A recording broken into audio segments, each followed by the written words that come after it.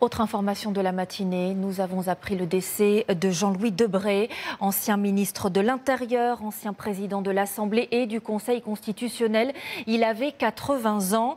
Ce fidèle de Jacques Chirac aura marqué l'histoire de la Ve République avec souvent son sens de la formule. Léonard Attal, Céla Bougriou et Thibaut Petit. Garde, faites entrer l'accusé. Jean-Louis Debré a eu plusieurs vies. Ces dernières années, l'homme politique, déjà auteur de romans policiers, était devenu homme de théâtre.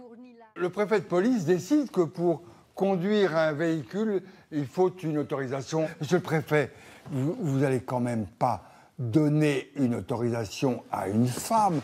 Avec humour, sur les planches, il rendait hommage à celles qui ont réveillé la France. Et ces valeurs de la République, elles s'incarnent dans une femme. C'est Marianne. Marianne, symbole de notre République. C'est ce qui nous rassemble. Les Mariannes, statuettes qu'il collectionnait avec engouement et jamais avare d'un bon mot. Cette Marianne, elle date de 1793.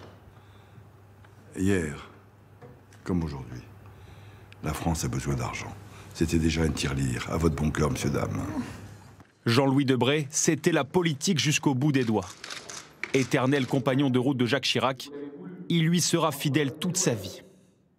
C'était un conquérant. Ouais. On peut le critiquer, c'est un conquérant, il le voulait. Lorsque le Corrézien triomphe en 1995 à la présidentielle, son ami Jean-Louis Debré est à ses côtés, comme Alain Juppé, le futur Premier ministre.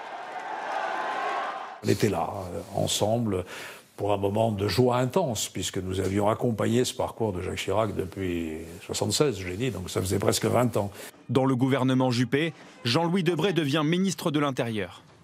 5 ans plus tard, il accède au perchoir de l'Assemblée nationale. Dans l'hémicycle, il savait frapper les esprits, comme lorsqu'il fait imprimer les 137 000 amendements de l'opposition pour dénoncer l'obstruction parlementaire sur la privatisation de GDF. Quand les députés vont recevoir ça dans leur bureau, ils ne vont pas examiner chaque amendement, ce n'est pas possible. Et comme ils n'examineront pas chaque amendement, il n'y aura plus de débat. À l'époque, Jean-Pierre Raffarin est Premier ministre. Il se souvient d'un sens politique affûté. Oh bien, c'était une réunion tous les dimanches soirs où il me racontait le marché d'Évreux. Il était souvent très critique avec le gouvernement. C'était un allié constructif, mais qui savait manier le poil à gratter. En 2007, le fils de Michel Debré, fondateur de la Ve République, devient président du Conseil constitutionnel, qu'il quitte avec mélancolie en 2016. Oui, je suis triste. Oui, c'est ma maison. Oui, j'en ai fait quelque chose.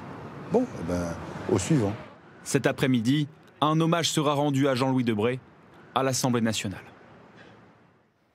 Et à TF1, nous nous associons à la peine de la famille de Jean-Louis Debré. Nous pensons à son fils, Guillaume, directeur général de LCI.